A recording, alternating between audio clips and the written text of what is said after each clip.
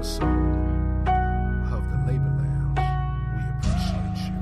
Labor Lounge, that's right, we been working out. All that issue can't talk at work, we can talk about. Labor Lounge, I ain't gonna argue with ya. I'ma hit you with these facts so that you can get the picture. Hey, big man got the plan, professor got the execution. KBC is clutch, holding up the Constitution. Together we combine to bring quality content, good conversation.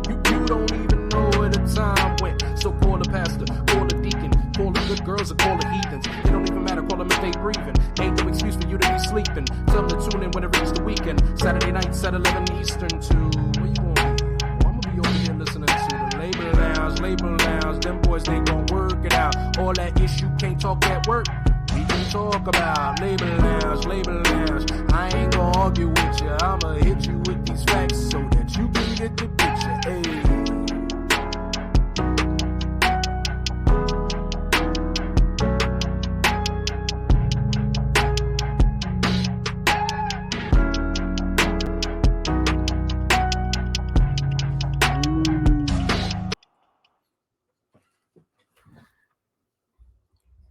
Yo, what's going on? Welcome back to the Labor Lounge. We got K Dot in the building, live and direct. We got the professor live and direct. Salute my boys. What's going on tonight? How y'all feeling? Gravy. I'm feeling real good. I'm feeling marvelous. Feeling nice. That's what I'm talking about. So we go jump straight into this thing, man. I'm not gonna play with y'all tonight. Because I'm feeling a certain type of way. I think we understand what's going on based off of our conversation that we had just a minute ago, right? You feeling great? That's what I know. I'm feeling great now, right? Because we finally here live and direct. But man, let me tell y'all, I hope y'all appreciate this work that we putting in, because let me tell you something, between trying to get all the technology so we can put up quality work. Hey, but just watch me work. You know what? Don't worry about where we at. Just watch where we going. That's the way I feel, right? All right. So first things first, man. Y'all heard the Jeezy album, right? Oh, yeah. Yeah, y'all heard the Jeezy album, right? Yeah. He's back. Yeah. That's right. Straight back to 2005, man. I'm gonna tell you like this, man. The streets needed that. I'm one of them people, man, where I've never touched a brick a day in my life. I have no qualms about that. But when I do listen to Jeezy, bro, I have a good time, because it made me feel good, right? That's why I don't drink white liquor when I listen to Jeezy, because I swear to God, I know every drug dealer in the world, and I've put bricks in. I've done all of those things, right, when I drink that white liquor and listen to Jeezy, bro. So shout out to Jeezy, bro. Definitely, I really enjoyed that album. I think I told y'all MJ Jeezy is one of my favorite ones off the album right now. Michael Jackson Jeezy. Yeah, that MJ Jeezy sticking for me. What about y'all, man? What y'all like on that album? That one wasn't all to the one that touched me, right? I ain't mad at it, but it wasn't the one that stuck out for me. I got you. The best one that I think was I Ain't Gonna Hold You, and that's the leading track too, right? Because that's the one that's being spun. I'm not even gonna front. I Ain't Gonna Hold You is a bop, and I think he did his thing on that one. Like I said, when I texted y'all before, the two tracks that I felt like he most went like versatile, right, was whatchamacallit? Let's see here. It was 100 and what's the other one? Colors. Big Snow. Colors was cool, right? Colors was a good track. For me, I'll tell you what, I'll go down the list, right? Like I said, Snowfall, the intro track, it was dragged out for me. I'm like, yo, man, just drop this beat already. And I was just like, it's okay. Street Cred was What's Up. And I knew it was gonna be a banger, right? Colors, Plug on Them, King's Crown, all bangers. Scarface, like I said, all the way started the last 6 tracks where you could just listen straight on out. Straight on out. But yeah, like I said, 11 out of 17 tracks that stand out to me, and that's 2 more than half, right? So for me, knowing what it takes to actually put a good album together, I say it's a decent album, man. I say it's a decent album. Yeah, I agree. There's a few songs I like. I start out with Snowfall intro. I think it gives that motivation 101 feel when number 1 dropped, the first one on the track. You know, he kind of giving you that. Basically, the whole album kind of giving me that whole motivation 101. You know, there's a few songs that you might skip, like I understand you trying to be versatile, want to talk about something different. That's cool, but majority of the album is good. You know, Snowfall, like I said, is one of them. My Accountant is one of them. Colors is another one. King's Crown, that's another one. You know, it's pretty much the whole album. Yeah, you know what? One thing I will say, Professor, you mentioned about how go ahead and drop the beat already. And it wasn't until you said something the day that I called you and told you that the album dropped, I realized like he did hold the beat for like an extra 4 to 6 bars, right? Like, no, because you know when the beat is building up, you kind of know when you finna get that. You know what I mean? Yeah. And I was listening, and I know a couple of times I was in the car, and I'm like, man, he getting there, and then I'm off. I'm like, nah. I'm like, he ain't gonna be like that. So no, I 100% agree with you. I think on a lot of tracks he really held the beat. Just he held off dropping the beat for like an extra 4 to 6 bars, man, and it kind of threw me off. But I damn sure appreciated when it finally did hit. But I think what really makes me mad is that tracks nowadays are like 2 minutes long, man. Like, it's him. I noticed that too. You're right. It's almost like it's a mixtape and not a CD. Right. Yeah, that's wild. That's what they're doing. A few tracks had more than 2 verses, right? There's only a few tracks that had more than 2 verses, but majority of them had like a verse and a half, maybe, you know, like that was going, and then it would lead out. And I was like, this sounds just like, you know what this reminds me of?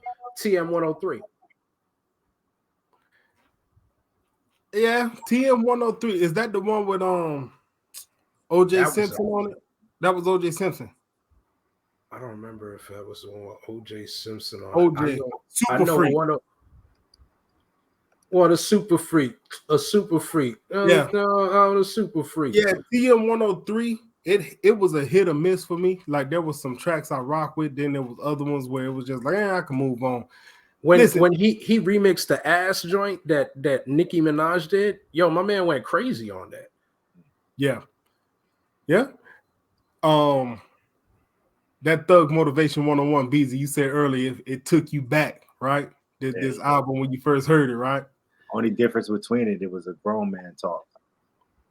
That's true. The content. Yeah. It's just that he used, basically what people would say and flipped it into something where, okay, well, this is what I used to do, but this is what I'm doing now. When he said to trust and put money in the trust for his kids, I said, okay, this boy talking that shit. Mm-hmm. You know what I'm saying? It's just certain things he say to me, being at the age that I am now and coming from that kind of lifestyle. It's like, okay, I'm talking that grown man talk. You know what I'm saying? I got you. Yeah, I definitely remember people being pissed off. What you mean? That boy said he's smoking cigars in the building that he owns. Yeah. That's man shit, bro. Yeah. Your cred speaks on a lot because he's drinking his water and minding his business. street cred was like, okay, street cred can't get me this, street cred can't get me that. You see what I'm saying? So he pretty much pointing out the things about street credit. Can't get you no new car. It can't get you a legitimate business. It can't get you an LLC. You see what I'm saying? On the converse of that, one of the tracks that disappointed me was Most Hated. I felt like he didn't put any effort into that chorus. Like it was just I was like, why? You know, like it could have been a doper track, right? I think the content in there was I understand where he was going with it, right? But the chorus just let me down so bad that I was just like, please don't let another song be like this. You know, the Dirt did his thing though. That's what happened when Dirk, you get Dirk invested. I like Dirt so much. You know what? I'm gonna tell you what I love about this album, right? I think all of us are from a different area. We cut from a different cloth altogether, right? Mm-hmm. When we was coming up with music, we feel a way about it. Like the music we came up with is what it was, right? Mm-hmm. Music nowadays don't give you them same feels, man. Like I don't feel good about the music I hear today. All they want to do is party, party, party, kill, kill, kill. What they say? Shake ass and kill. Yeah. Like y'all know I've been an R&B head for a long time, right? Mm-hmm. R&B is not even the same. Why I gotta go back to the 90s to hear good R&B? Diddy said it himself. R&B is dead.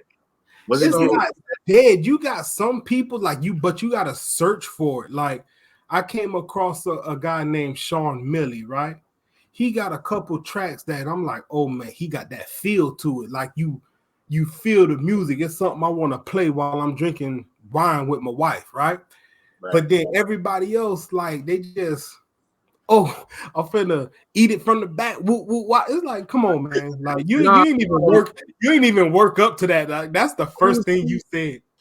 Who's buddy that sings Permission? With your permission. Is that Ro James? Ro James. He got some grooves. Him. Who's the other one that the guy that's named Black with the letters with the number 6 being the front the beginning? He's smooth.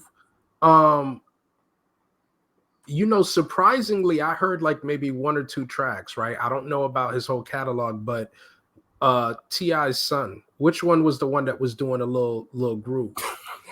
Which one of T.I.'s sons, bro? There's one of T.I.'s sons that has like a little R&B groove going on, right? And I don't know which one of them it is. Yeah. The 2 songs that he have that rap is the young one who just turned 18, and then he got the other one, the money or something like that. Yo, there's I'm gonna go ahead and look it up during the show. That sings. What's that now? He has a stepdaughter that sings. No. There's one of T. Hold on, man. I'm gonna find the joint. Hey, what's your buddy name? What's your buddy name?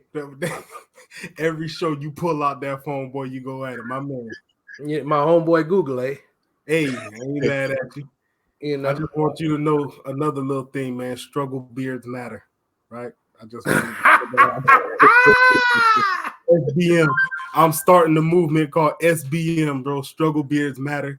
And we go get the hats and t-shirts made up for all of the men out there who, you know, you get fuzz in certain spots, you patchy. Listen, I see you, right?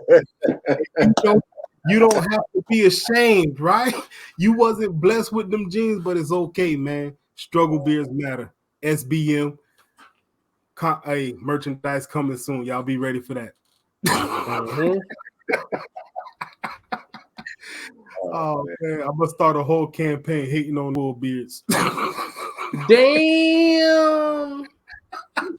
This is what we doing out here in these streets. That's what we doing. Hey, while you looking that up, I want to go ahead and throw a quick plug in.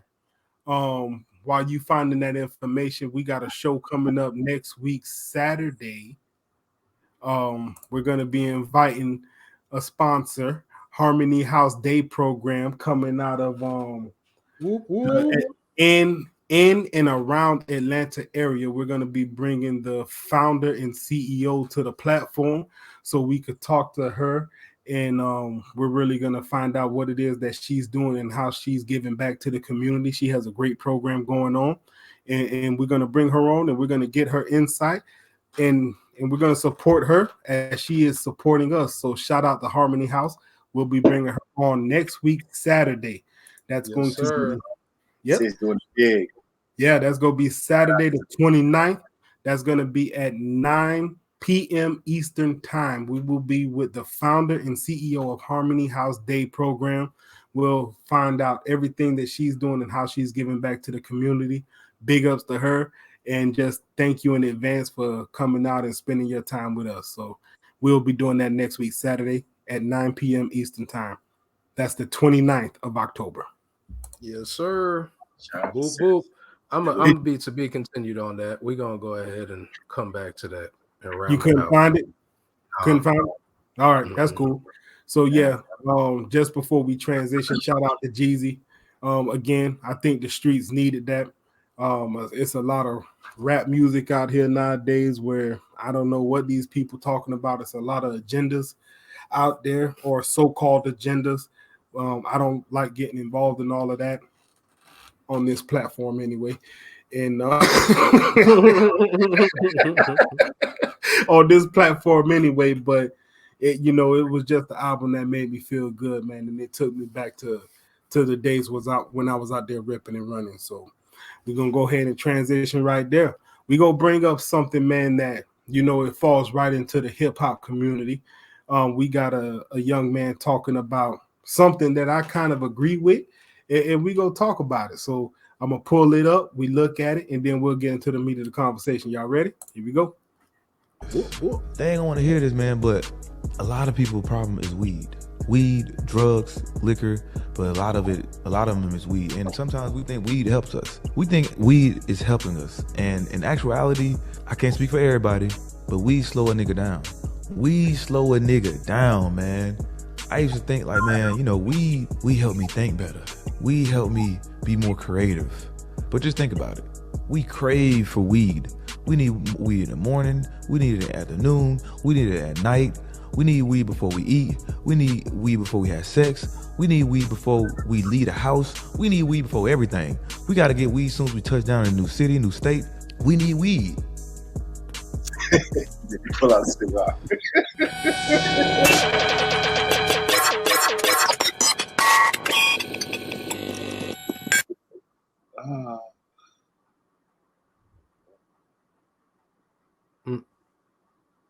There you go. Yeah, man. Finesse's Club only. Right. So yeah, I found that video scrolling through YouTube one day. He came out, and that's how he actually led off his video. I'm gonna put his link in the description down below so you can go catch the whole full video. But I just think that one point in the beginning where he said he feels weed is slowing us down. So I really want to dive into that a little bit, talk about it, and see different viewpoints, right? Because we all come from different backgrounds. I know I've been there, and I'll start the conversation. So in my running days when I was out there, and I got introduced to weed by one of my cousins, right? He was one of the mother lovers that had nothing good for me. I ain't gonna point no fingers, but yeah, not an elbow. I ain't gonna point no fingers, right? Hey, no, but you know what? I remember the first time that I even put my lips on the joint. And it was like, okay, well, we did it. And then you wait for this feeling, but you never really know when the feeling hits. It just, when it hits, you go into a whole different state. Yo, we was in a garage at one of my boys' house, right? And they got me to smoke. And I remember I couldn't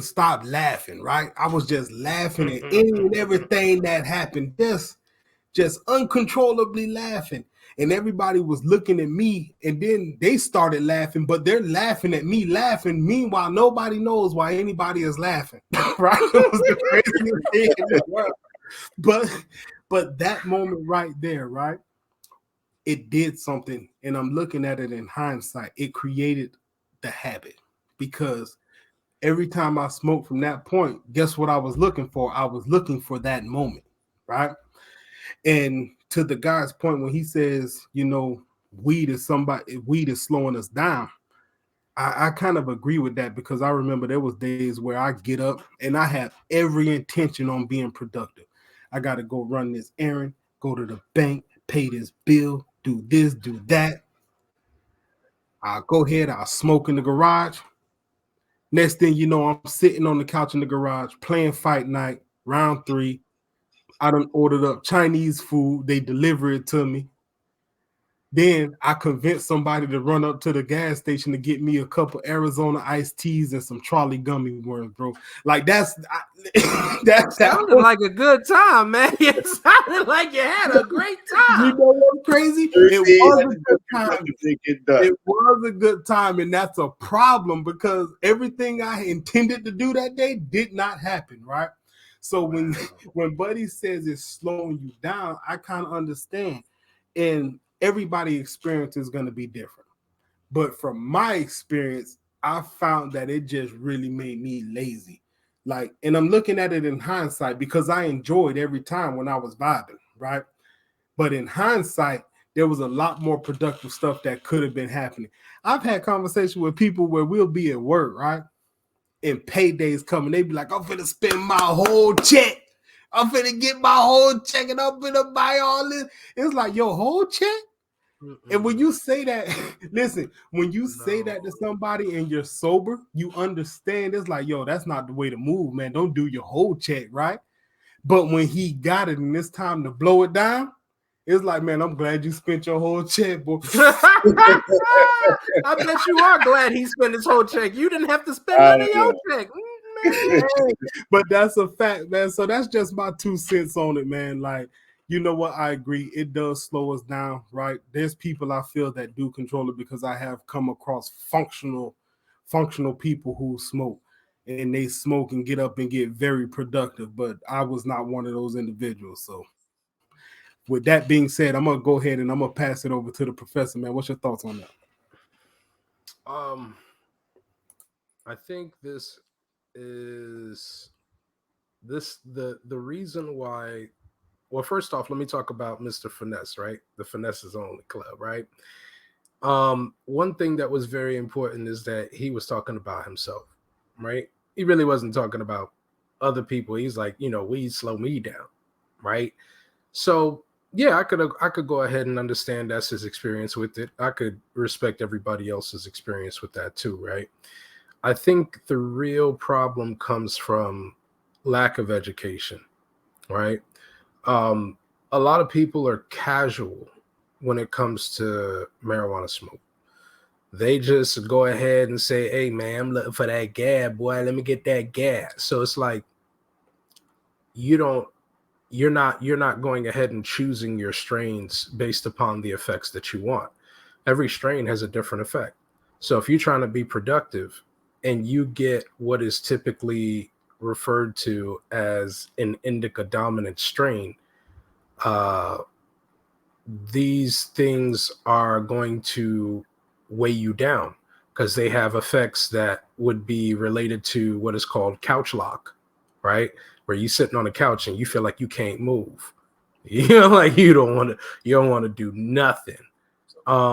If you were to go ahead and ingest anything like that or inhale whatever, it's gonna go ahead and have a effect on you like that. Now, conversely, you could get something that would be what would be labeled something more of a sativa dominant strain. A lot of these strains tend to be more uplifting, euphoric, relaxing, anti-anxiety. Some strains are good for pain, right? And because people are so random about marijuana, their experiences become random as well.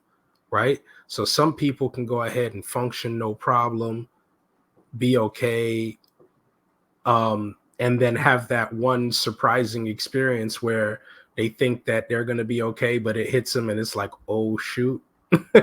But because they're experienced individuals, they're not going to be as panicked as the first time individual who goes ahead and has a heavy dose and is like, no, no, no, never again. I'll never do this again in my life. Right? It's all about your knowledge and your experience. And if you have a guided experience, I think it could be a pleasant journey for some, if they go ahead and get the education that they should get for, knowing how the strain is going to affect them, and try to go ahead and get something that is consistent. Because a lot of times when people go to a dealer on the street, your experience is going to be very varied from one person to another. As opposed to if they go to a dispensary, their experience is going to be way more consistent. So I circle around back to go ahead and finish off with, if people went ahead and got the knowledge, I think it would be a better experience for them, and it'd be less people talking about it, slowing them down. They'd be, as happy as New York is right now. Oh man. Hey, but check this out. You talking from, I feel like some of the points you made are current, right? So like you mentioned sativa, indica, and all that good stuff. Mm-hmm. In our heyday, I didn't know about. I'm not gonna say you may have known something I didn't know, but I didn't know about no indica, sativa. It was Reggie, mid grade, and high grade. Like that's where it boiled down to, right? Right. You was out buying Reggie. That means you was paying like $5 a gram, some crap like that, and you was just getting some basic bum stick and seed weed, right? And then you would go out and you'd be like, yo, I'm finna get Zona, right? You would go get some Zona, and that was kind of your mid grade, and you always knew that one guy who would pack a little bit extra in the bag for you. Then there was the high grade where I was that dude where it's like, I'm not paying for that. I'm gonna get the same effect from the mid grade, so whatever. But then you get convinced. What happened? You remember what we called it back in the days, the high grade? Crippy. Yeah, it was crippy, or in the circle, or hydro. Y'all used to say, go get that Peggy Bundy. I called it Peggy Bundy because it had the red hat. So that Peggy Bundy. They were talking about that Jamaican red hair. That's what that strain was called, Jamaican red hair. Call it Crip, and as you say, Crippy. Mm-hmm. But for short term, it was Crip. But now that I think about it, it's kind of weird to call, that high grade at that time Crip. It was crypto. That's what they called it, crypto. Crypto, okay. So it was crazy. Like, yeah, I mean, now that I think about it and what's going on in the world now, the word smoke, and some of the people, it just kind of sounds weird now that I think about it. But anyway. Is there a dog in the background? And he got face. He got the shirt off. Like that. He played it off so casual, like he not saying nothing. Oh man! And first of all, we hear the dog, bro. It's real. What dog? We hear the dog. I'll say, y'all like my new soundboard? But back in the days, going just piggybacking off of the video,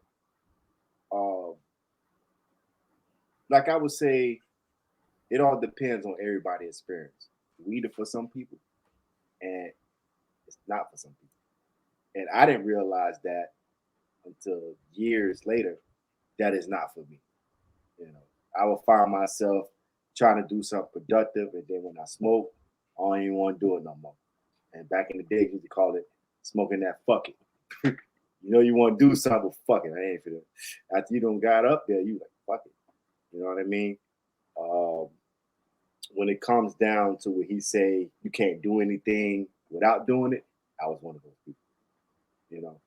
And it took me years to realize that it was holding me back. You know, I would smoke and get paranoid.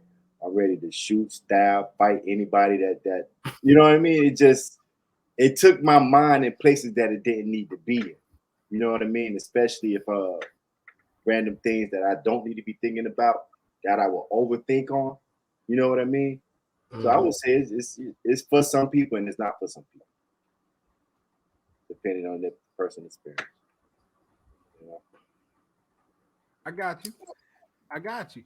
So I got a question, man. Give me your best story about being high, bro.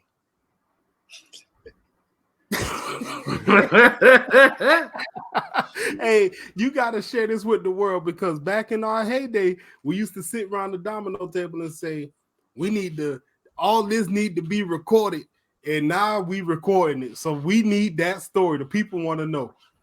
Go ahead, tell them how K Dot got high, bro. You was out there. Yeah. Hilarious.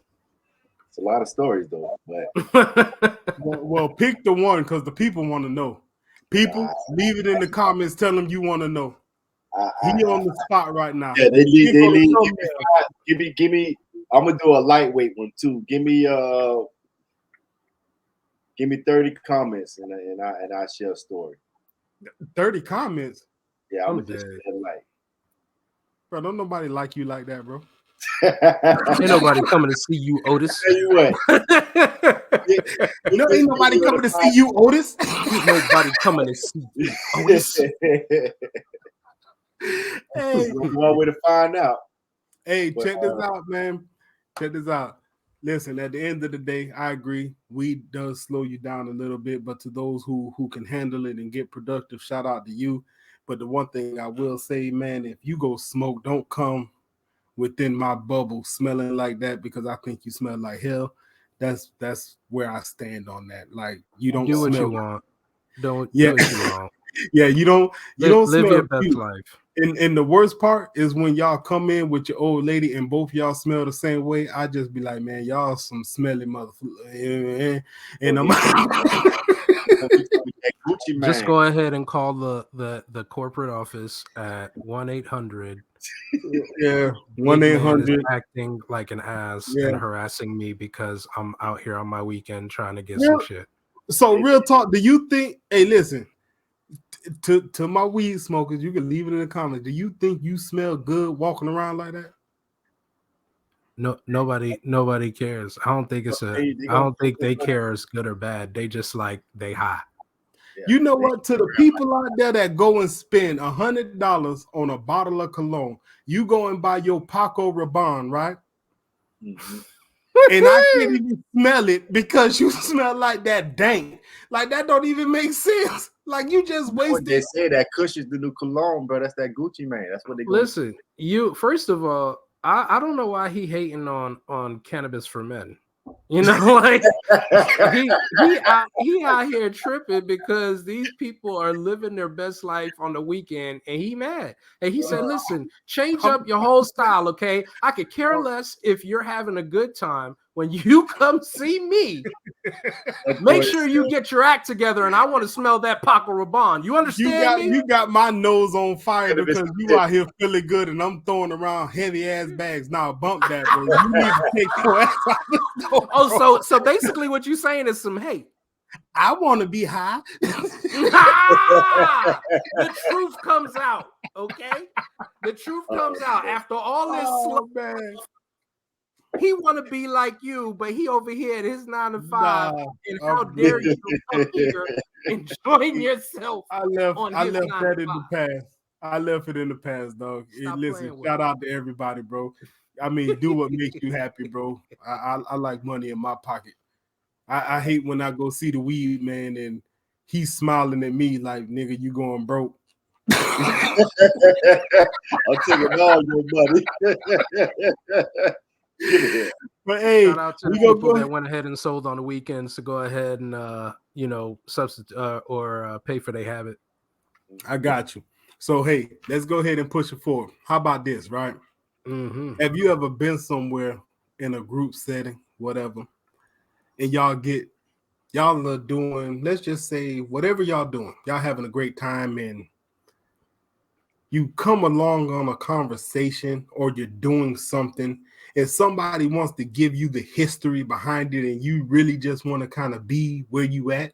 Like, ignorance is bliss sometimes. Do you agree with me? First of all, you're not going to justify not getting the backstory on Comcast, but we ain't going to tell about Hey, listen.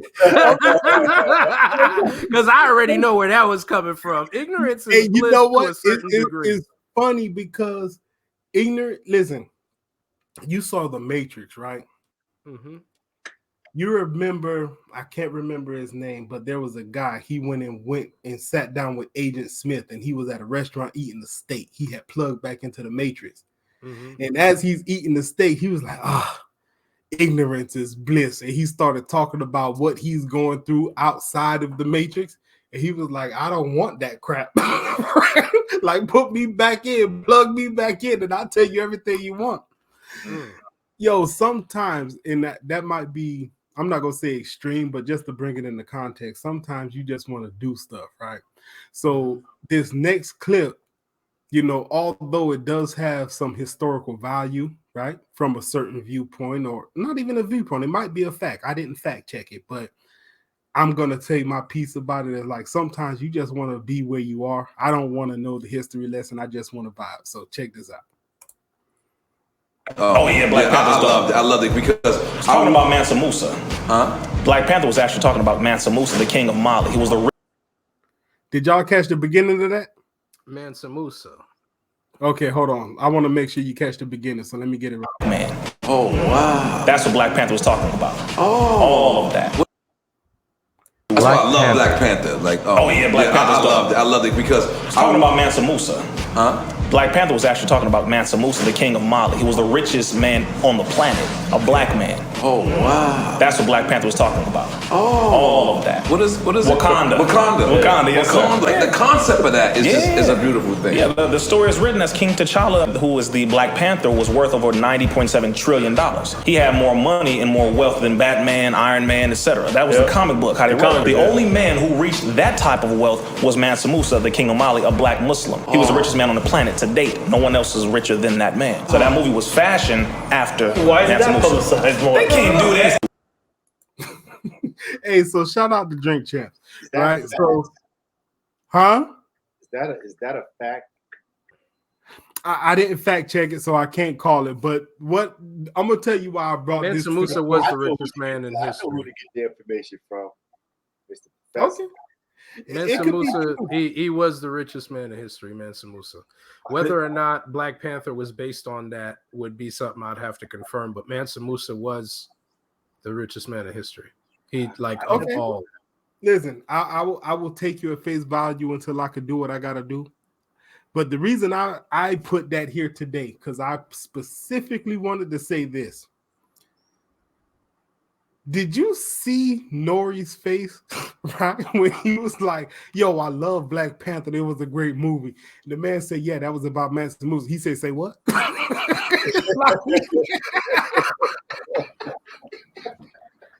It caught him off guard because I don't think he was ready for that.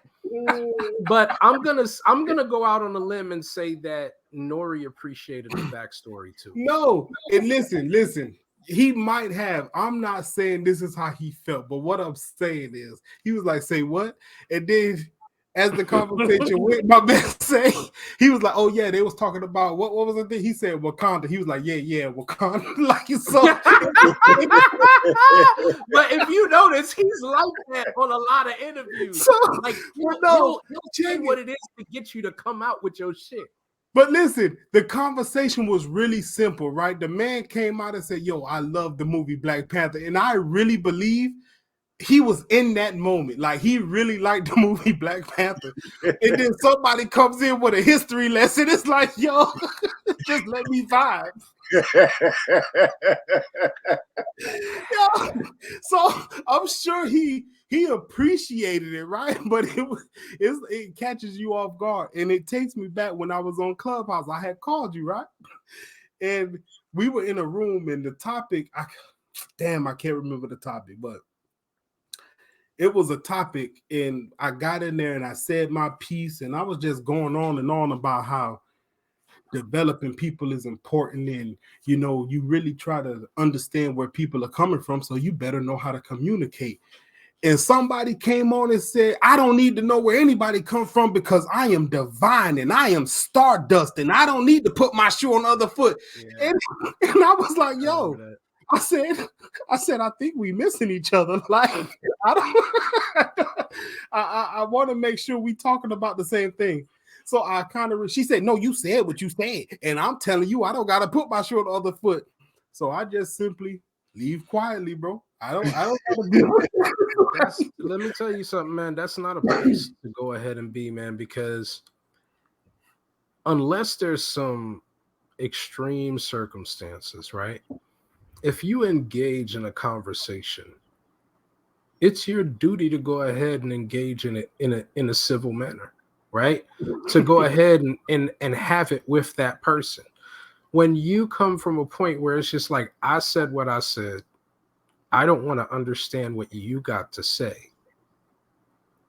The world was never built in that type of a manner. There would be no progress, right? Nobody would listen to anybody. We would get nowhere.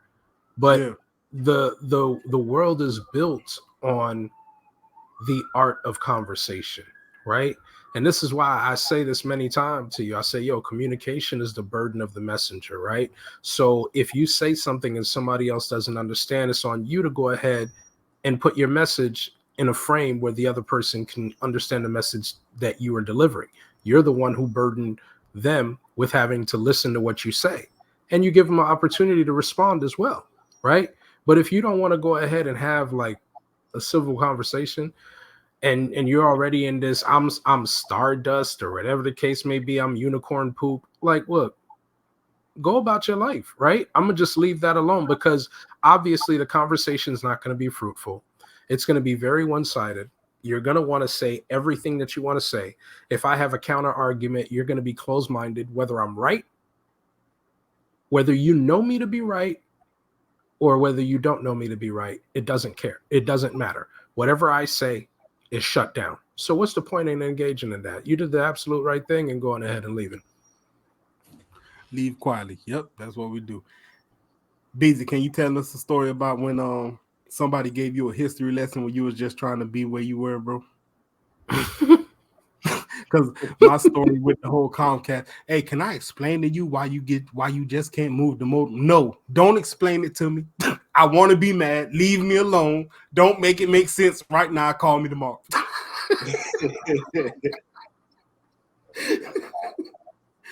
I really don't have story.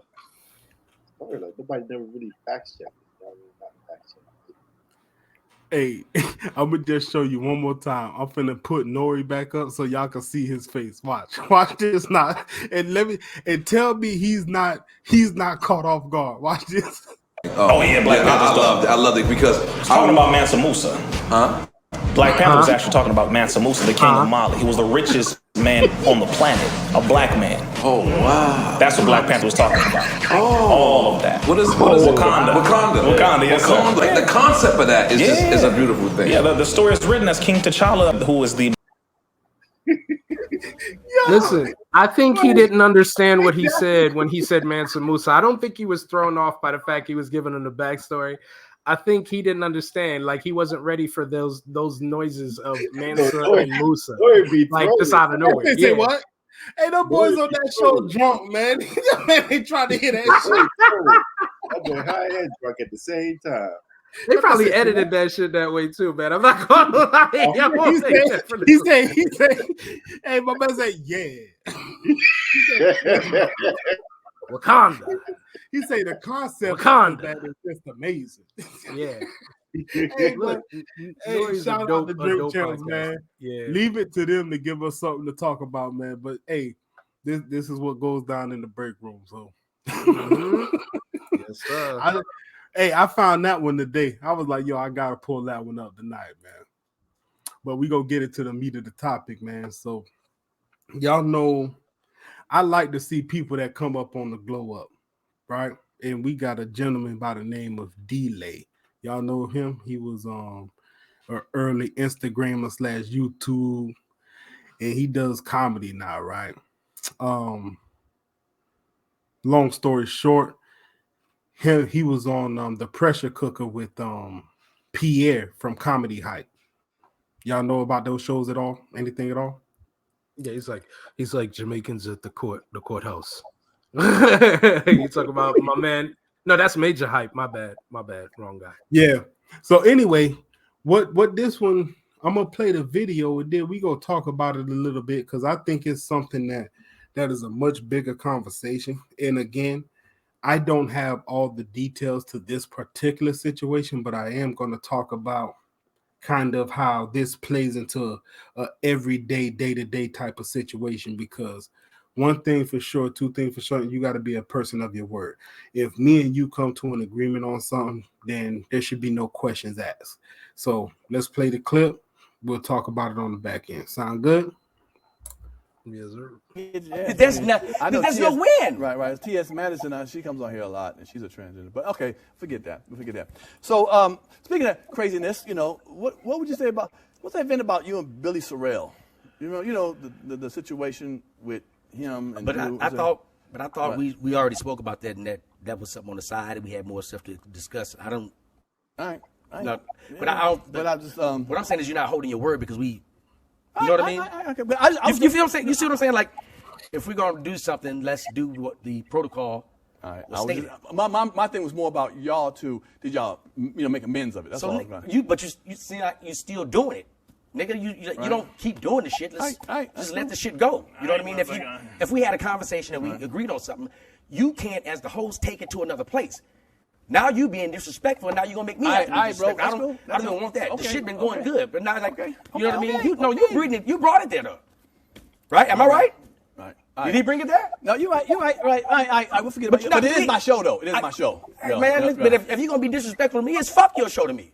Man, all right, well, fuck, okay. Well, You know what I mean? All right, bro. We cut all that out, man. All that is unnecessary, man. It's all unnecessary. Fuck it. It is what it is. We'll move on from the motherfucker. What do you mean it is what it is? It is what it is, nigga. Shit, it is what it is. All right, we'll do something else. We talk about something else, nigga. What we doing though? What you saying?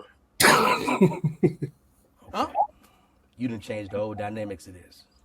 So either I can leave this motherfucker and just, you know what I mean, however you want to do it, or we can get it in however you want to get it. How about we reel it to them? Because I'm definitely with it.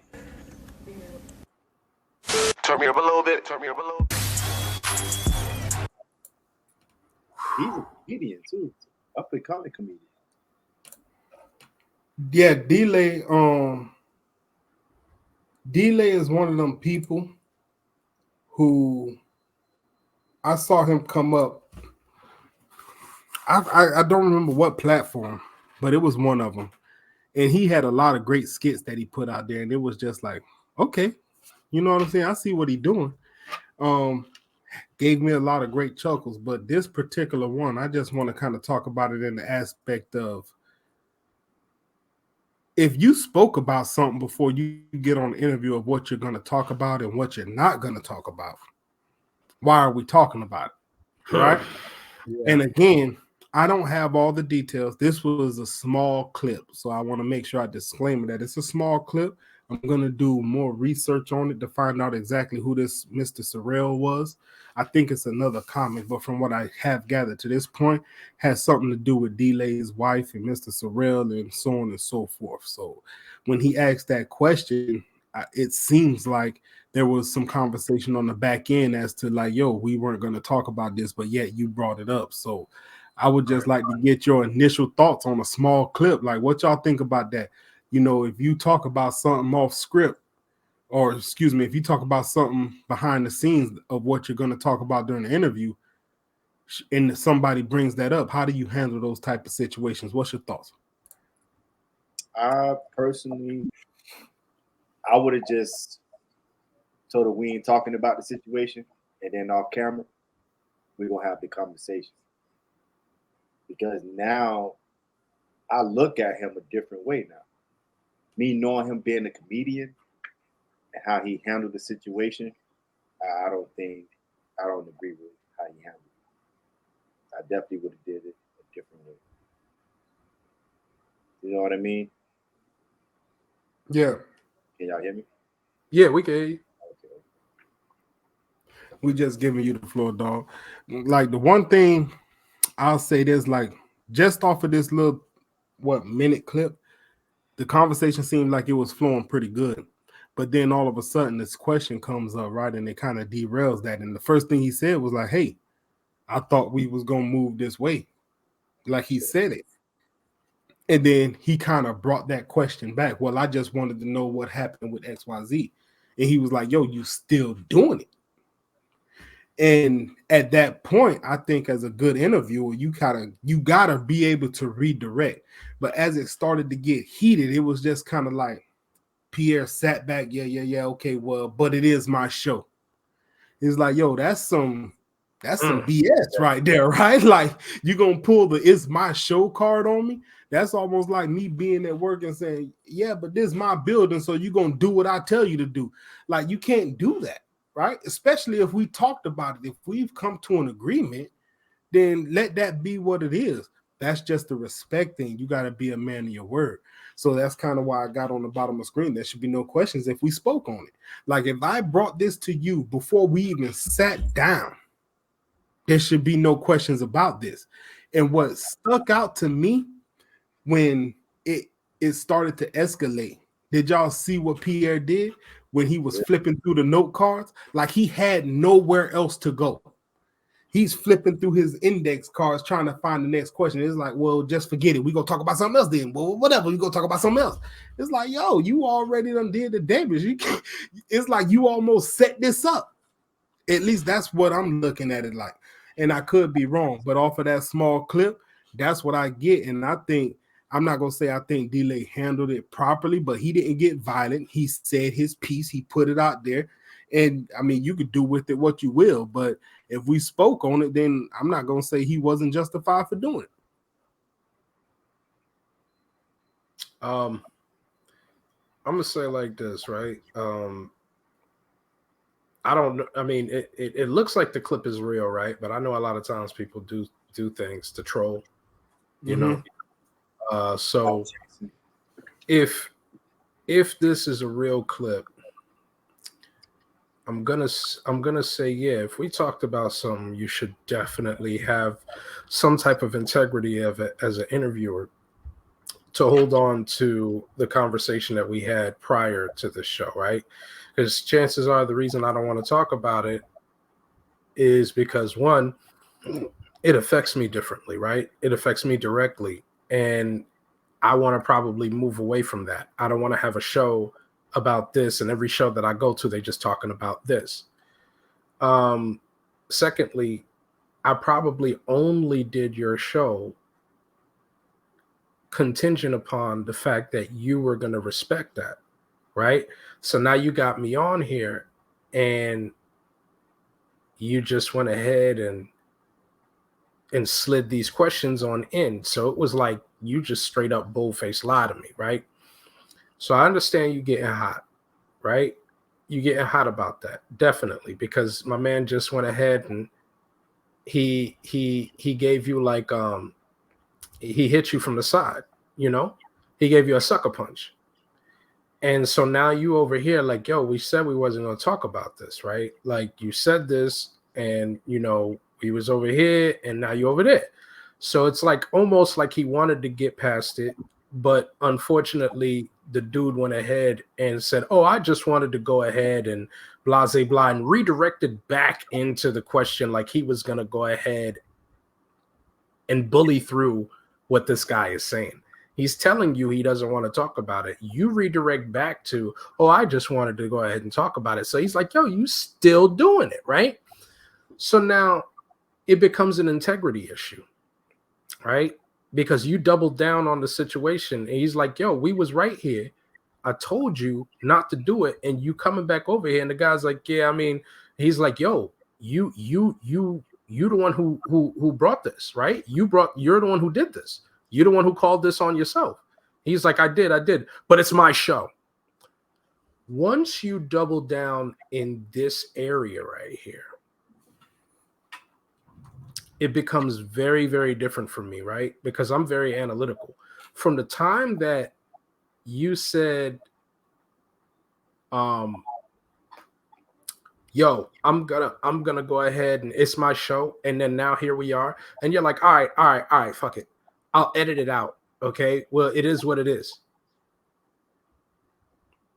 I understand where he was coming from, and I don't think that you or BZ touched on this. But when he said this, right, I'll edit it out, you would think that most people would be like, oh, okay, be professional and just keep going with the show and then move forward, and then all of that shit would come out.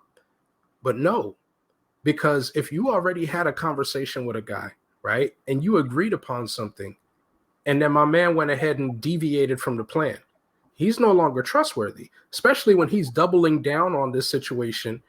And finally, he comes out with, well, it's my show, right? So now I'm supposed to believe that you're going to edit that out? No. If that were to happen to me, you don't have a show anymore. I'm getting up, I'm leaving, right? Because that wasn't part of the show. And now you have an incomplete segment, and you have to figure out what to do, right? You're not going to air the clip, with all of this, right?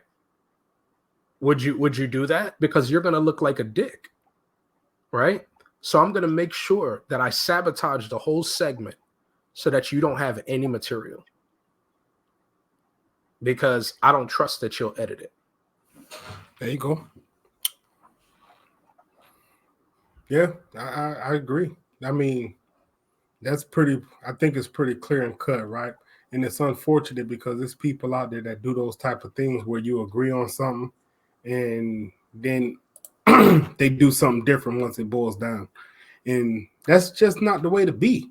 Like, you got to have some form of integrity, right?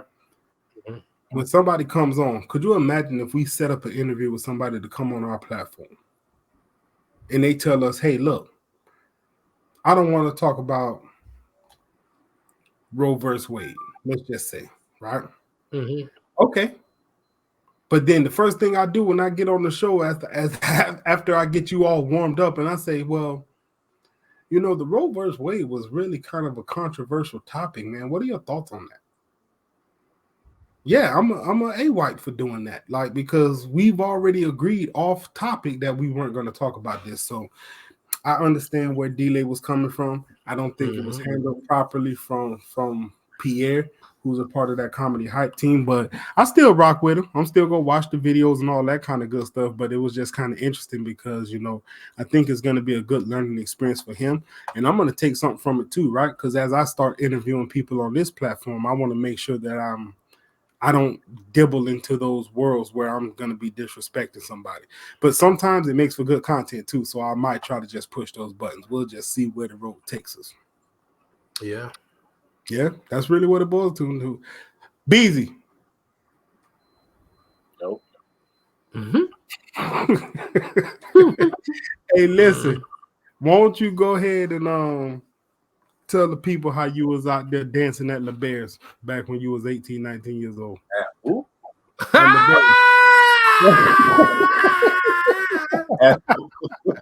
back when you had a 6-pack, bro. Tell them how you was dancing like the Bears, taking all the ladies' money, bro.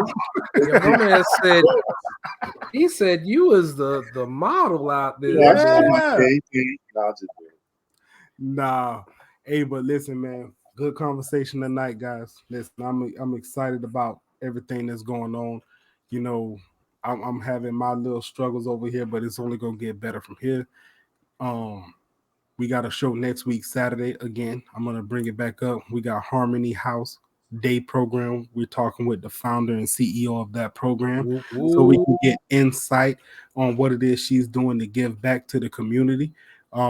We're going to bring her on. We're going to have a great conversation. We'll have a couple of cocktails, and we're definitely going to have a good time. And we're going to support the people that's out here supporting the people. That's really what we stand for here at the Labor Lounge. So I want to make sure that we always keep that present, even though we will talk about multiple topics of the day. We'll talk about we're going to talk about some of the controversial issues, but at the end of the day, I'm going to respect everybody's opinion. I respect where you stand, and we can agree to disagree. But when it boils down to it, I'm going to help you get to where you want to be. Yeah. So if y'all got any closing statements, man, I think that's a hell of a show. What you think? Hey, I agree. I agree. K Dot, real quick. You want to tell the people why you don't like Charleston White? Why I like Charleston White? I sent the professor a video earlier. Yeah. That I don't agree with this video. But what he was saying about from CW? Yeah, for letting white people call him nigga. So it was kind of interesting that he would let something like that, you know. You know what, man? And this has always been my conversation when it comes down to CW, right? You could see a video and you're like, I understand your thought process. Give me more. But then you'll see another video and it's like, yo, what happened to the guy from the last video? Like, I went from a video that you sent me and it was talking about good productive stuff that we can actually use and move forward. Right. But then I watch a video where he said he gonna stab a man to death. And it's like pokey. It's the thing where a lot of people fail to understand Charleston White. You have to know, you know what? Maybe I don't understand, and that's fine. You have to know the difference between the character that he's playing, and then when he get on these other platforms, and he's being the real Charleston White, where he's really dropping some stuff on him. You know what I mean? That make you actually sit back and think. You know, but in order for you to understand what he's talking about and why he's talking about the things that he's talking about, you will have to come from that type of world. Here's a guy that came from the world. Come from that type of world, man. I don't think you have to come from that world to really understand where somebody's coming from. And I just want to make this 100% clear because, like I said earlier, I started the show with saying when I drink white alcohol, right, I feel like I am whatever I'm listening to. I listen to Jeezy. Yo, I know El Chapo. I know all these and I ain't never seen a brick, right? But that's just the feeling that I got. See, and when he gets on and he starts talking his talk, I'm an established man. So I see it and it's like, okay, it is what it is. But for that gentleman or that kid, that 15, 16, 17-year-old, right, that sees that video, the one that I'm referencing, what are they going to take from it? Because you're not putting out the whole process. And see, when I talk to multiple people about Charleston White, the people that support him, they'll say, oh, well, you got to look at his other videos and you got to see those. But I didn't see those videos.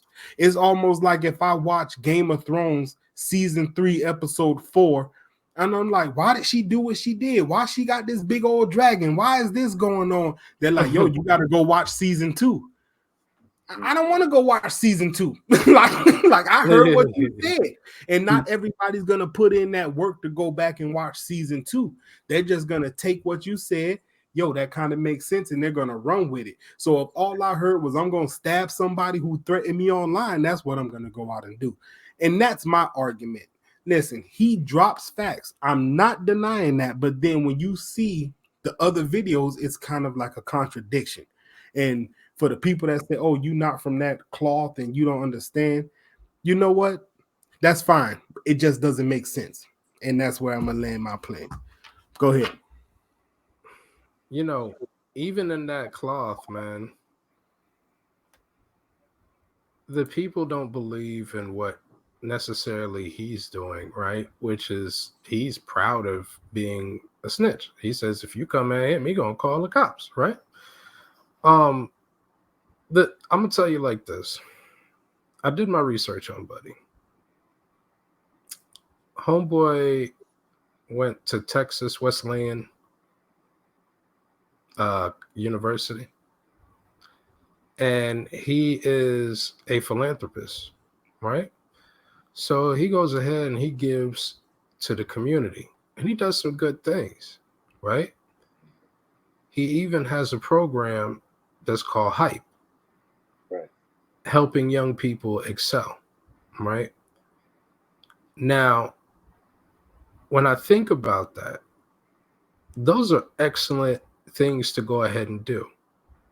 And then you put out videos going ahead and promoting violence, right? And you're baiting people to come at you. The people that follow you in Hype, I'm assuming that they're young people, because that's what the whole phrase says. It says helping young people excel, right? So if you got these young people and they come onto your YouTube and they see this, what kind of a message are you going ahead and you're promoting for them? I don't think people should go ahead and see those types of videos for him. I think that if I'm not going to say if he was smarter, right? Because like I said, I did my research on him, and he graduated Texas Wesleyan University, and he has a criminal justice degree, right? If he would better serve the community and lead as a better example if he didn't go ahead and promote the other bullshit that he had on the other channel, right? And there's some more controversial things that I heard about him and seen about him that I really just don't agree with, even though it hasn't been brought up here. But yeah, like really and truly, I'd never rock with him because of the two videos that I seen specifically, and I sent Big Man on the back end. And those videos, he was admitting some things that, I'm sorry, I would never, ever, ever rock with him. And I think we're in a world where talking about too. You know what I'm talking about? There's some things that I don't agree with what he said, but then I also look at the character that he's putting out there. A lot of videos that he do, he will tell you straight up what he's doing. Like he's clout chasing. So he's gonna say some things that are out of line to grab your attention for him to get more followers, for more people, because in between the lines of those videos that he put out, there's facts that he put out when he talked about the young black generation and the fatherless kids and the guys out here that's trying to be fathers. Like, let's take the whole Boosie and T.I. situation. You guys been in the lifestyle already. Here y'all go. He messed me up. Like, but what I'm saying is, your kids, by the time you're already rich, you're already established. So your kids are privileged, right? We can say that. They never grew up in the hood. They grew up pretty much rich from a young age up. So why are you out here allowing your sons to go and make music, gangster music, at the age that they are, rather than saying, hey, son, look, I don't live that lifestyle. I put us in this situation, so you ain't even got to do nothing like that. You know what I'm saying? So T.I.'s son is out here going reckless, cursing people out in restaurants, doing all this, that, and such. So now, the same thing with Boosie's son. So now that Charleston White say something about him, it grabbed their attention. Now they talking to their son. Boosie taking his son to the jailhouse to go show him how jail is, this, that, and the third. He's now there's a recent video he just had out. Son, just text me. Let me know where you at. You know what I'm saying? So it put them guys into position to really take actions and be a real father, rather than letting their sons go out here and mess up their fucking life when they already have privilege to do something good with their life, to be better. Whatever they wanted to do, go to college, whatever it is that they can do, they got the money to provide it for them to have that type of lifestyle. You know what I'm saying? But they rather just go out here into these streets. And that falls behind all the other rappers that's in the rap game, that's leading these kids into this type of lifestyle.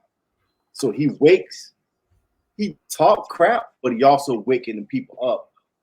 That's like, let's say like myself and Big Man. You see what I'm saying?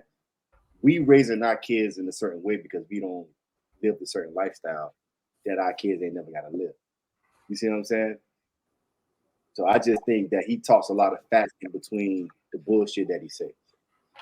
So I'm gonna say it like this. I think the character thing, right? I think the character thing is BS because I think that he's using it as a way to go ahead and do just stupid shit, right? And the two videos that I'm talking about, I don't know if this is a character or not, and I don't know if you've seen them. White women. Yeah, I don't like. Yo, let me tell you something. Let me ask you a question. Hold up. Hold up. I'm cooking. I'm cooking. Go ahead. So I'm gonna tell you like this. I don't know what kind of character anybody gonna come up with, but that's not a character that is funny, right? And one where he promotes beating women, right? That's not a character that's funny to me. That you know, where he says he was talking to his mama, and then there was another one where he was in the background yelling at some dudes, talking about he'll go ahead. He said this twice in two different videos, right? Whether it's a joke or not, I don't think rape is a funny thing. You know, it's not a character to hope to aspire to. You know, that's not something that's ever gonna go ahead and make sense to me to say, yeah, that's almost as bad as what's his face doing the stupid skit with Tiffany Haddish with the kids, right? The mind of a pedophile. That's not a good idea. It didn't age well. And this is not going to age well for him either, whether it's a character or not. Yeah, I definitely agree. I don't agree with the whole rape thing. Raping white people or killing white people, that is. That's crazy. Those two things I don't agree with. I think when he says stuff like that, he taking it too far. He doing a little bit too much. I ain't gonna say a little bit. He's just doing too much when he speak on stuff like that. It's just other things. Real quick, my bad. Just watch it with the R word. We don't want to say that. That can mess us up. Yeah, indeed, I get what you're saying, but we talking about CW, Charleston White. We're not promoting or advocating anything of that nature. No. I understand. Just want to go ahead and just be clear. Yeah, the algorithm. I got you. So I'm putting words into the algorithm to let them know what it is too. Well, go ahead, K. Dot. You got it, bro. Okay. I lost the train of thought. My apologies. Right. So basically, we're just saying that some of the things that he advocates, whether I don't know if it's a character or not, right? You say it's a character. No, he tells you. Like, I mean, but my thing is, I think it's BS. I think it's BS, right? Like, I think it's either A is BS or B, it's the stupidest concept ever, right? Oh, yeah, I agree. You know, because you're in a position to, if you really want to elevate Black people, speak to them in a message where they'll understand, right? Don't go ahead and do all this extra stuff. How many of those people listening when you do it that way? You would be surprised, right? I'll tell you what, because the thing about it is more people offer ignorance than doing stuff the way that you're speaking of. So here's the thing. That's a proven fact. This man started from Facebook, going to the police station to go snitch on some Crip niggas that was trying to kill him.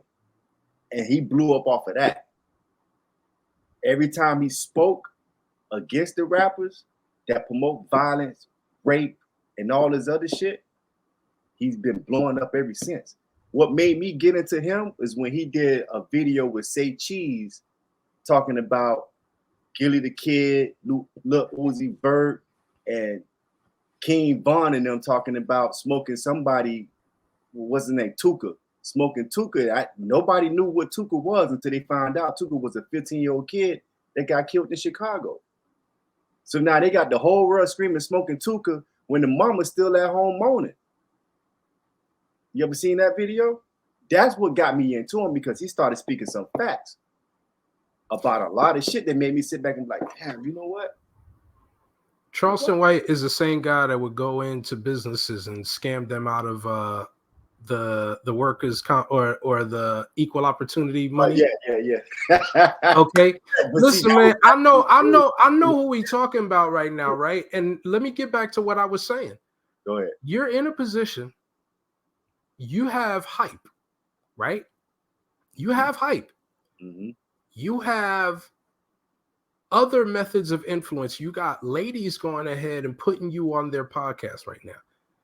Isn't it time to drop the BS, bro? Like, what, you know, like, you're still carrying on. Okay, you got your attention now, right? Now, I don't think it's a character. I think this is who he is. He continues with this even after he gets the attention that he so-called was looking for. So you got it now, right? You on the lady show and you talking all this good stuff, and then boom, next thing you know, big man sending me a video about this guy. You come over here, I swear to God, the Peter Pecker, and it's gonna hold the Peter hard and then the booty hole and the I'm like, come on, man, come on. That's the reason why I sent him that video, man. Is because I'm showing him the difference between the Charleston White and the character that he's portraying. He'll tell you who he's trying to portray, which is an old school actor from back in the days, Dolomite. That's the image he's trying to push. Dolomite. That moment. I mean, the man he far from Dolomite. All right, because let me tell you something. One thing I'm gonna tell you like this. All right, as good at the stuff that he's doing, the way that he's doing this, threatening other rappers, telling them to come get him, and he gonna call somebody, he's a coward. Because if you're going to go ahead and invite that type of energy, right? Being a man would be standing up for yourself after you stand on what you say. But you don't say that type of stuff and be like, I'm going to call the cops, right? You a coward. See him come at any rapper saying he gonna kill him or beat their ass. Listen, you a coward. If you go ahead, if you say, to get me, right? To say, I'm finna come beat you, or I'm finna come kill you. I'm finna do whatever to you. You gotta pick a side, right? You can't go ahead and say, "Come get me." I'ma do this. I'ma do that. I'ma do this. I'ma do that, and then be like, "I'ma call the cops." Those are two different arguments. Those are two different arguments that you can't go ahead and rock. If somebody threatened you, you wouldn't say the same shit that he's saying? No, because I'm not stupid. I know they're going to use your words against you, right? So if somebody threatened me, right, I'm going to be very consistent. I'm going to be like, yo, bro, you need to chill. You need to calm down. You need to stop. I'm going to try big. I'm not going to, it's not, I can say that.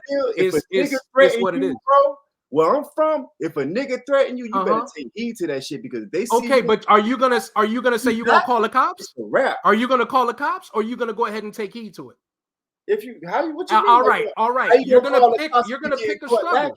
You ain't gonna be like, oh, I'm gonna call the cops, and then I'm gonna go stand. There's nobody that says they're gonna stand their ground and they're gonna call the cops, bro. That's some confused shit. That's like going ahead and rocking a blue and red flag in the hood, bro. Like, it don't make sense. Confusion.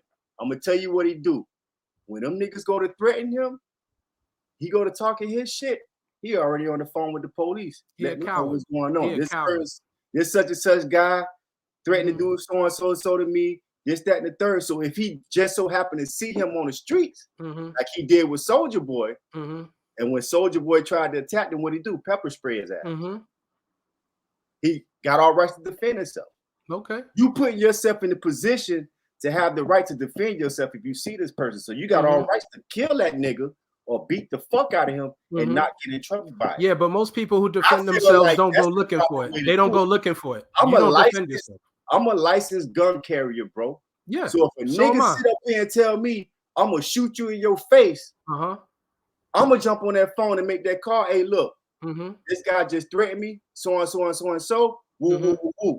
So if I run into this nigga again, what you think I'm gonna do?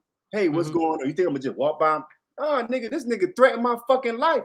He threatened to take me away from my kids, my family.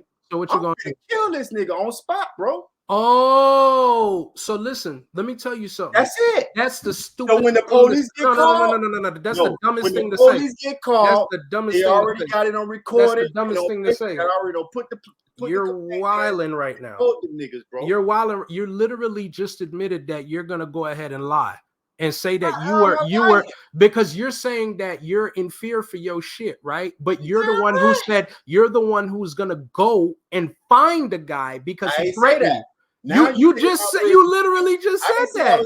You said when I see this nigga in full sight, I'm gonna kill his ass, right? No. Whether he coming at you or not. No, I said if I just so happen to run into this guy, this is the dude that already threatened my life. You think I'm gonna just walk by him and say hi? No. Now, I don't expect you to walk by and say hi, but I expect you not to go ahead and escalate a situation. Don't get me wrong. That's what I'm saying. Don't get me wrong. Let's say I'm here, he's over there by the door, but I'm right here by my car. I'm getting ready to go into the store. He getting ready to come out the store. Now, if I see him before he see me, I'm gonna just go ahead and jump in my car and leave. Now, if I just so happen to be standing by him and not knowing, I turn around, and he's right there, and he look at me, what you think gonna happen? You don't know. And the gun law tells you this, bro. Gun law tells you that if there is no threat, you can't go ahead and use your gun. Right. No. If my man doesn't go, look, if he sees you and you see him and he don't pull out a gun, there is no threat. Bruh. There is no threat. There is no threat. There is no threat. I'm telling there's no standing your ground when you weren't threatened that day. You see, you got to understand if somebody could say something to you, right? They could go ahead and say whatever they want to say to you, right? And it's on. And then they turn around, and they turn around and they walk out the door. All right. If they turn around and they walk, listen to what I'm saying. They're gonna do it, bro. Listen to what I'm saying. If somebody goes ahead, right? Let's say they threatened you before, right? But nothing came of that threat from before. All right. Now you go ahead and see this guy on a separate day. You see him. He sees you. And nothing happens from his perspective. But just because he sees you, you're like, what do you think? No. Just because he sees you, you're like, what do you think is going to happen? So now you're going to draw down on him because of the previous threat. You're going to jail. And you're going to go ahead and spend your time in there. You're going to sat down. There's people that have come into barbershops and they went ahead and they robbed the people. They turned around. They ran out with the money. The dude shot at them. And that was a bad shot. Even though they were in there, they got robbed. As soon as there's not a threat, you can't pull out your gun. It's not stand the ground like that. That's different. Okay, you're talking about a supermarket. Stand your ground is castle doctrine. Castle doctrine means that you could protect your home and your vehicle, and you could go ahead and stand your ground, right? But you have to go ahead and have an imminent threat. You have to understand how these things work. That's law, right? That is law. Okay, so let's speak reality. If a nigga threaten me, oh God, and I see the nigga, you think we gonna see each other and shit not happen? You don't think that person gonna say something to me, bro? I don't know, brother. That's what I'm trying to say. Reality of the situation is until it happens, it doesn't happen. Until it happens, it hasn't happened. Where I'm from, bro, if a nigga say he gonna kill you, bro, he gonna kill you, bro. That's plain and simple. I mean, you can marry. Look, you could very well be. You could very well be right. What's up, nigga? What's up with all that? Pa. Look, what do you think gonna happen? It's gonna lead it to something else. You could very well be right in those situations. What I'm trying to tell you is, if you're gonna call the cops, right? You better be able to articulate your situation out of what you got going on. And what you explained before, if you said it exactly how you did, I know it sounded good to you and it sounded like the reality of the streets, right? But I'm going to say this, I'm going to be honest with you. Once there isn't a threat, you no longer have the ability to pull a gun and shoot somebody, right? You can't shoot a fleeing suspect. And if somebody ain't got a gun at you just because you see them and they threatened you before, it don't mean shit. in the court of law. Now, reality, you're probably right. Some shit could pop off. I'm just telling you in a technical way, man. Right. And I just don't want my homeboy to go get locked up because he was, you know, he's just a little Charleston White trigger happy, you know. I heard it wrong, but you get where I'm coming from. I understand. You know how it is down here, bro. Let me get one mic real quick. So you see this debate that we having right now? This is my problem with the whole situation. Because this conversation started with this gentleman. And in one video, we can almost agree with him. But then in another video, we get kicked inside of the head. And we ended up talking about stand your ground versus you going to jail for doing that, right? But no, it gets confusing, right? And this is my problem with the message that's being delivered, because I have no problem with the individual. I don't know him, right? I agree. I'm not taking a charge for anybody. Period. You threaten me, we'll handle it accordingly. But I'm never going to advocate for going out and just trying to kill somebody and provoking the situation for them to run up on me. And that's kind of where me personally, I get the feel. And I'm talking about a recent video that I just seen with him and somebody by the name of Aunt Glizzy. I think that's his name. Yeah. Where, you know, he responded to him, but he was like, yo, I'm going to stab you if you come in my vicinity, right? It's like, yo, that man's in a whole, it's like, yo, that man's in a whole nother state. Just call the police and let them go deal with that. Like, why would you let it get to that point? And that's kind of where it's like, I'm kind of confused. I'm not going to lie to you. I'm not taking a hard stance on any side, but the message I feel is being lost, because on one hand, I can agree, yo, we do more harm to each other than what people sit out here and say we're doing. I can respect that. I can understand that. I can understand and go find those statistics. But then when you turn around and you are preaching the things that you're fighting against, it's like, you lost me. So that's just really what it boils down to. Listen, the man says some things that I agree with. He says some things that I don't agree with, but who doesn't? And then I'm going to just leave it right there. So, yeah, you know, Charleston White will always be a topic of conversation because he's a radical. And I hate to say it, you know, Donald Trump was a radical, right? And this is why people kind of gravitate that way, because they're getting something outside of the norm. But that's also a problem, right? Because in the community that I'm referencing right now, we gravitate towards things that's so negative. And I would like for us to get past that, but I'm not here to change the world. I'm going to start within my household and try to preach the things. Beezy, you kind of touched on it earlier about how we're raising our kids, and me and you have had those conversations, and we understand each other when it comes to that, right? I know I can't change my next door neighbor's perspective on the world, right? That's a Democrat to the fullest, right? I respect you. Do your thing. But for somebody like me in my position, with the opportunities that I've been able to come across, with the things that I've been able to achieve from my anecdotal experience, I just look at things a little bit differently, but I can respect the viewpoints that you have as well. And I'm going to leave it right there, man. So, yeah, Labor Lounge on a Saturday night, late ass at night. Way past people bedtime. Yeah, man. But you know what, man? These are the conversations. I'm not going to say that need to be had, but you know what? We just want to have a good time, man. When we walk away from the table in the break room, we still got to get the job done, period.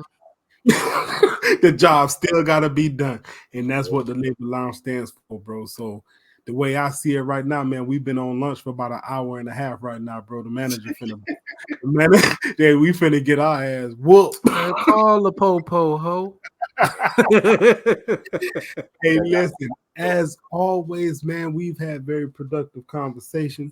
I enjoy spending this time with you guys. I wouldn't want to do it with anybody else. Again, next week, we got a special guest coming on, so I'm going to ask you guys to hold your composure because there's a message that I want to really be able to be put out there for the people. And, yeah, we just going to continue to grind it out till we get to where we want to be. Yes, sir. You feel good? Beezy, you all right? I'm good, man. He reading up on Charleston White updates right now. That's my mother. That's my Don't do that. Don't do that. Don't do that. We were doing good, man. Don't do that. Don't do that. Hey, listen, I just want to tell the world, I'm going to look at the camera for this. Listen, y'all don't understand. Listen. Beezy put a video up about Charleston White, right?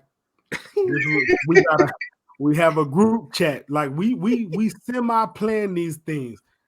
I thought my damn phone was gonna blow up the way they was texting at each other back and forth. This is what happened. We was building a website, bro. So listen. This is a controversial conversation, bro. You're a faster tester than yo, I said stop texting and save it for the show. And I want y'all to see how calm they were tonight. I still got the text thread. I'm gonna put it up there and I'm gonna show y'all what was really going on. They trying to be all civil for y'all. They some thugs, right? That's the thing. Shot the finger, bro. Oh my God, yo, my face hurt, bro. Hey, listen, I needed to let the people know y'all over here trying to be civilized and all that, man. I know the truth. I know the truth. Chris, damn. Hey, we go in the show. Yeah, big man. What's going on with you, man? Great Scots. It was the last sip. So that boy Chris that I was talking about, right? Yeah. He's a Charleston White fan. Listen, let me tell you about big man sitting over here talking about we trying to act civil. He trying to act civil right now with Comcast. Don't let me tell it. All right. My man was 38 hot. Okay. My man was ready to take the organization down. Listen, he was mad. He wanted every bit of service for his dollars, and he wasn't getting it. He wanted to move the modem from here to there. He couldn't move it from here to there. And now we all had the experience. Look at his face. Look at his face. You know, why you snitching, Charleston?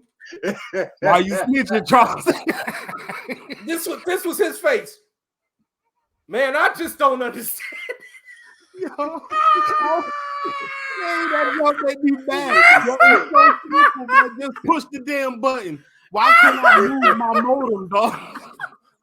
And here I am trying to go ahead and be the voice of reason. He said, no.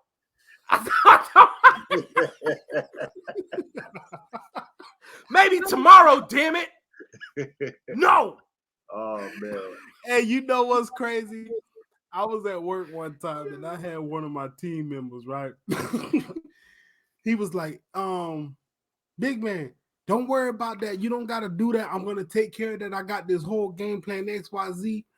But the problem was I had asked them to do something like 3 days ago. And when I happened to get back to that area, it wasn't done. So I had that Capricorn energy. Yeah. And that energy was this. I hate it. Listen, that Capricorn energy was like this. Hey, I'm going to do that. You don't have to do that. I asked for this 3 days ago and it couldn't get done. So obviously I couldn't depend on you, right? It was kind of one of those moments. It's like the solution is looking you right there in the face, but you just want to go ahead and hit these jabs real quick. I'm not going to name anybody in my family, but they used to do this to me. He goes, look, I intended to do it. We got a little bit busy and this, that, and the next. I said, but you had a lot of time to put up Halloween decorations, right? I said, if we weren't putting up Halloween decorations, this would have got done, right? Yo, it was nothing he could tell me why that specific task didn't get done. when you get to that point, it's best that you just walk away, take your butt whooping, and leave it alone. But he kept coming back, and he kept trying to justify why this end cap wasn't done. But meanwhile, I'm looking at Halloween decorations. Did you do this? Yeah, I did that. Is that why my end cap didn't get done? Hey, what about the break room? Did you decorate the break room? Yeah, I decorated the break room. Is that why my end cap didn't get done? Hey, I did this new display on this thing, XYZ. Well, it looks good, but is that why my end cap didn't get done? Like, I don't want to hear nothing else you did. I want to know why my end cap. If you guys want to go ahead and talk about Big Man, just write into Labor Lounge Podcast at gmail.com. He'll be there ready and willing to read all the emails that you have about his wonderful Capricorn energy. That's Labor Lounge Podcast at gmail.com. Hey, I am him. Here's the thing. I'm going to be honest with you, bro. I love me. Period. I love me some me. When I look in the mirror, my own daughters, they get mad at me. My daughters get mad at me. They be like, "Daddy's in the mirror again." Yeah, because I'm putting them affirmations in the ether. Let me tell you something, man. I am. If nobody is proud of me, I'm proud of me. And forget. I wanted to use some choice words. Forget what everybody else think. Struggle, beard, and all. I love me some me, bro. Hey, big man, we're proud of you, bro. You my guy, bro. I don't care what anybody says about you, bro. You're good by me. I live for likes on Instagram. What can I say? Hey, you still owe me $2 because the sheets thing worked. You know what? With that being said, we're gonna go ahead and end this stream. Where my $2 at? That boy got that sandbox money. Watch this. He out of there. Bounce. Damn. You sit down there while we in this show. I'm not gonna let him keep talking about me like this. And you know what? Just because you laughing, you out of here too. Listen, man. This the Labor Lounge. We have a good time, and I appreciate everybody, man. Go ahead, like, share, and subscribe to the channel. And you know what, man? We gonna keep bringing you content. Hopefully, you can tap in, just enjoy the conversation, and rock with us. So, with all that being said, man, thank you again. Labor Lounge. Till next week. We'll see y'all there.